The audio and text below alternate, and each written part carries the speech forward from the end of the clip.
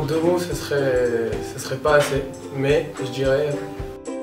Une utopie internationale. Différent. Familial, ouais. Énorme. Autonomie. Innovant. Culturellement différent. Bizarre. Incroyable. Maison. Unique. Original. Collectivité. Extraordinaire. Innovant et international. Je pense que c'est vraiment des mots qui correspondent parce que déjà il est innovant parce qu'il y a plein de projets extrascolaires comme les ACF et international parce qu'il y a plein d'élèves étrangers et voilà, c'est bien, ça, ouais. c'est le concept du lycée. Et je suis venu ici parce que mon inspecteur m'a plus que fortement encouragé. Il m'a quasiment imposé de faire ma demande de mutation sur profil, mais c'était réel à l'époque. Aujourd'hui, ça l'est beaucoup moins. Et je suis resté parce que ce qui mérite d'être fait mérite d'être bien fait. Et j'ai pas fini encore. C'est un établissement où on fait pas comme les autres, quoi. C'est la manière d'enseigner est différente, la manière de travailler est différente, la vie au lycée est différente. On n'est pas seulement enseignant d'une discipline, on peut être amené à monter quelque chose qui nous tient à cœur. On peut être acteur dans le système éducatif et je ne sais pas comment dire, pas seulement employé du système éducatif. À l'époque, c'était déjà très innovant, mais j'ai l'impression que ça le reste encore. C'est comment on travaille autour de l'élève en tant que, justement, personne. C'est pas un élève, c'est pas juste un élève. C'est une personne qui se construit dans différents domaines, personnels, psychiques, en termes d'épanouissement. Donc, qu'est-ce que ça veut dire?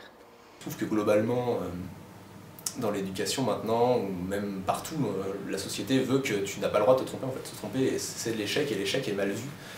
Alors que se tromper, c'est la base pour apprendre. Et je trouve que le pays, moi j'ai appris ça en fait à ne pas avoir peur. Bon, c'est venu petit à petit, hein. Je continue encore de l'apprendre maintenant, mais en tout cas ça l'a amorcé. Ça c'est un des trucs majeurs qui m'a beaucoup plu en fait, c'est d'avoir pu sortir de ce carcan d'éducation, de devoir apprendre en fait ce qu'il faut pour passer ton bac et pas autre chose. D'avoir un rapport au savoir qui est de vouloir apprendre parce qu'on a envie de le savoir et pas de vouloir apprendre parce qu'on en a besoin ou dans un but vénal en fait, de vouloir juste apprendre pour avoir une bonne note quoi, et de le jeter derrière. En venant d'un collège donc, et étant fraîchement arrivé, moi c'est ce qui m'a le plus marqué en fait.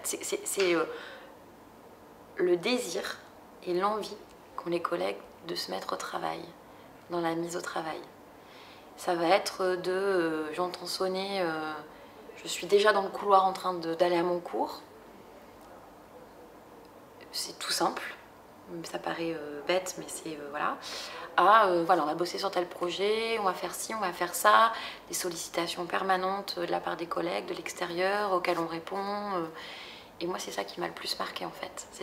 Le choc, il a été là. Je suis pas déçue d'être venue ici aussi pour le travail parce que les profs sont hyper cool, faut le dire, hein. Ça veut dire qu'en fait, ils arrivent à mélanger en fait l'aspect sympa, interactif.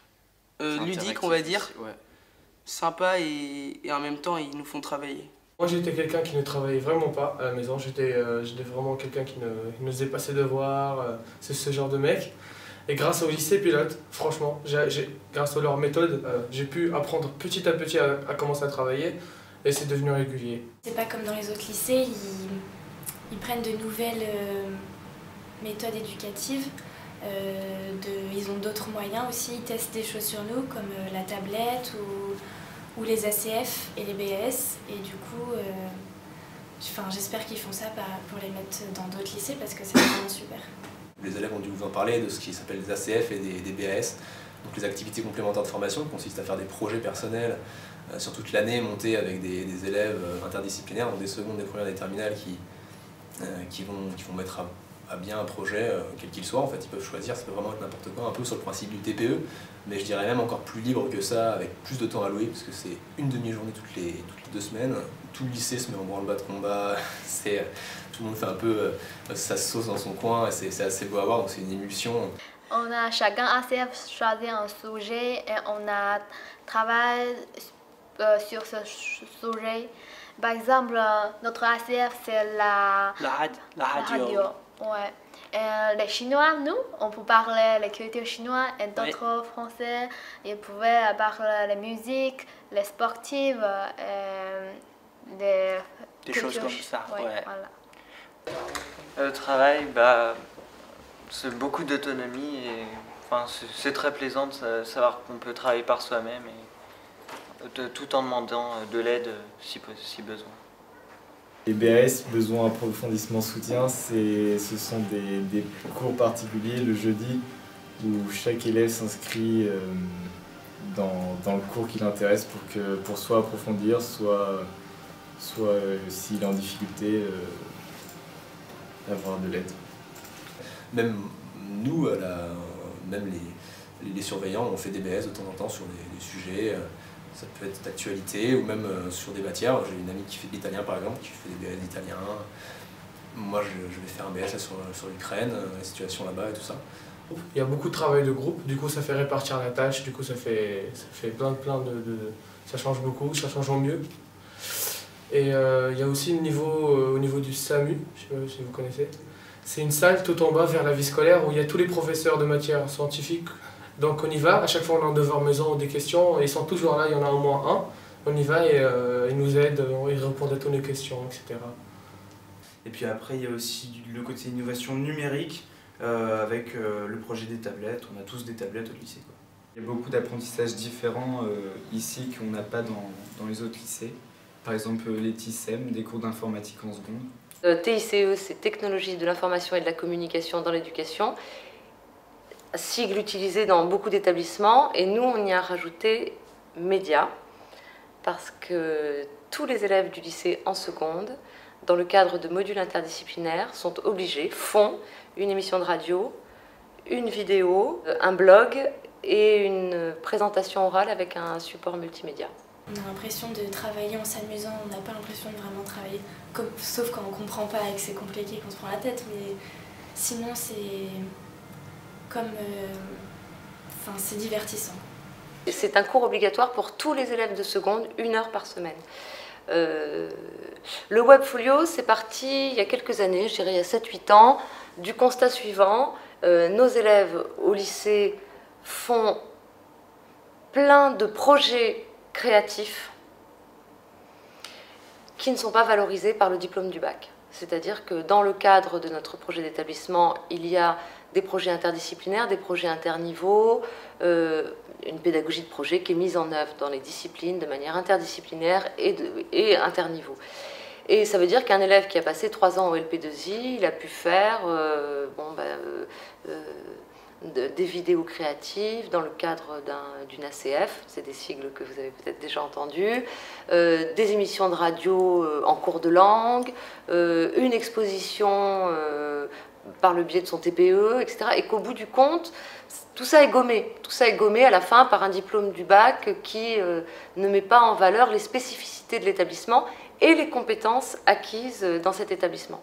Les savoirs, les savoir-faire, les savoir-être acquis dans cet établissement. Donc on s'est dit, il faut un outil de mise en valeur où l'élève pourra dire, voilà, j'ai mon bac, mais je sors aussi d'un lycée où j'ai eu des espaces et des temps qui m'étaient donnés pour créer, pour travailler avec les autres, pour faire autre chose qu'un programme classique. Je pense que l'outil informatique aussi est pour quelque chose. Avec la télé qu'on a et tout. Pendant les séances, au lieu d'avoir un ordinateur pour 3 élèves, il y a une tablette par élève. Donc ça change. Et dans leur façon de faire, c'est fabuleux de voir comment ils font, parce qu'ils s'adaptent et ils s'organisent. Ils n'ouvrent pas la même chose sur les 3 tablettes, mais ils continuent à travailler à 2 ou à 3 par exemple, parce qu'ils voient loin. Et puis il y en a un qui fait ça, puis l'autre qui travaille là-dessus, puis là-dessus, et après ils mettent un collaboratif. Et c'est chouette. Comme par exemple en maths, on fait une figure sur GeoGebra, c'est plus sympa de la faire sur GeoGebra que sur le cahier à faire tout. Il y a le système en seconde de l'évaluation par compétences qu'on ne voit pas partout. Et c'est quand même quelque chose d'assez original. Et tout. On n'est pas noté, on a des compétences, des points rouges, des points verts.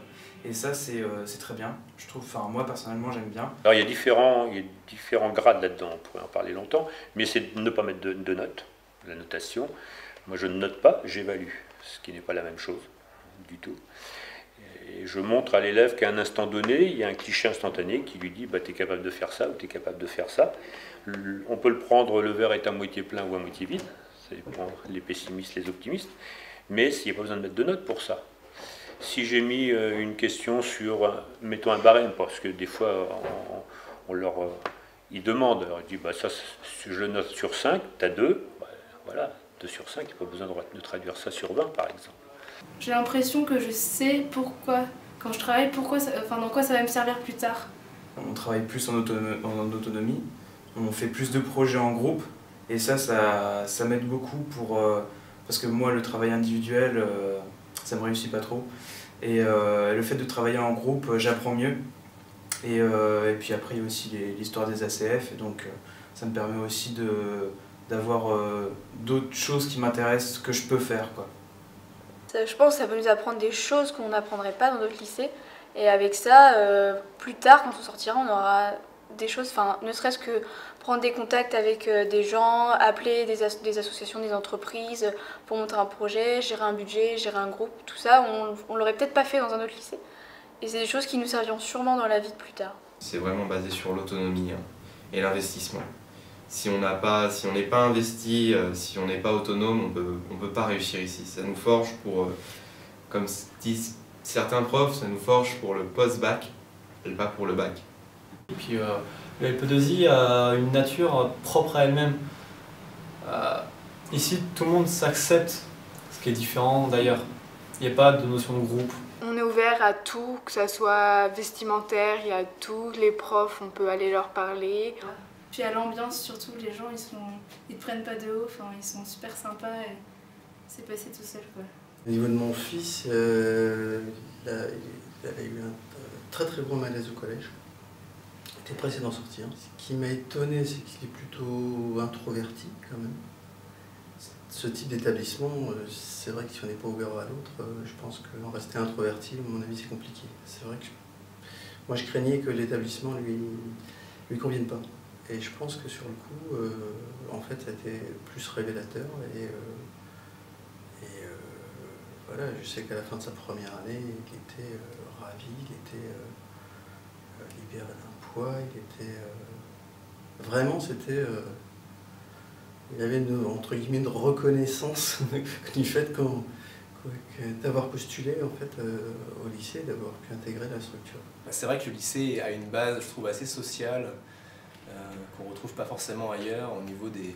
Les gens se font confiance. C'est peut-être quelque chose qui manque à beaucoup de structures où il y a aussi peut-être plus d'élèves. C'est-à-dire qu'on observe quand même globalement que les élèves se font confiance les uns les autres en posant leur sac un peu n'importe où. L'internat est assez ouvert. Nous, on fait confiance aux élèves en permanence.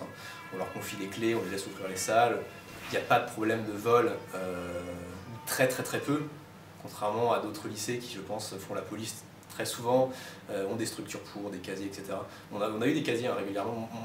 Moi, j'avais pas de casier quand j'étais au lycée ici. Il y a eu des casiers qui ont été rajoutés, mais plus par côté pratique qu'autre chose. Il y a toujours des sacs partout par terre. Puisqu'on est pas beaucoup, tout le monde se connaît, tout le monde se fait confiance. Et normalement, on peut laisser nos affaires un peu partout et il n'y a pas de vol. C'est un établissement en effet qui est différent. Bon, les CPE, on peut être en collège, on peut être en lycée. C'est vrai qu'on a un contact privilégié avec nos élèves. C'est vrai qu'on a des élèves qui sont déjà recrutés d'une certaine manière. Donc on n'a pas de problème de discipline, c'est un établissement ouvert. Donc le métier de conseillère principale d'éducation est complètement différent d'un établissement fermé où il y a des contrôles de présence à l'entrée et à la sortie. C'est autre chose. Il y a aussi l'aspect libre quand même. Je trouve qu'on est vraiment libre, en bien en plus. Par rapport aux autres lycées, ça change, c'est innovant pour moi aussi. Et il y a beaucoup d'étrangers dans notre lycée. Et rien que ça, c'est un pas vers une autre culture, puisqu'on est en classe avec eux et on partage des cours et ils partagent notre culture comme nous on partage la leur. On m'a laissé vraiment la possibilité ici d'expérimenter, différentes organisations, différentes structures, différents types de recrutement sur ma problématique des élèves allophones, les élèves nouvellement arrivés en France qui ne parlent pas le français. C'est une organisation, c'est un projet. Chacun en a choisi 10 Chinois en France dans ce lycée pour passer le bac, comme ça. Côté innovant vient du fait qu'il diffère en fait des autres établissements, je pense, mais je pense qu'il a encore beaucoup de possibilités à ce niveau-là de trouver de nouvelles choses pour donner justement de l'autonomie aux élèves, etc. Par contre, dans le LP2I, moi, ce qui m'ennuie, c'est le P. C'est que c'est pilote. Et ils ont fêté leurs 25 ans l'an dernier. C'est pilote, ça a l'air de marcher, ça a l'air pas mal.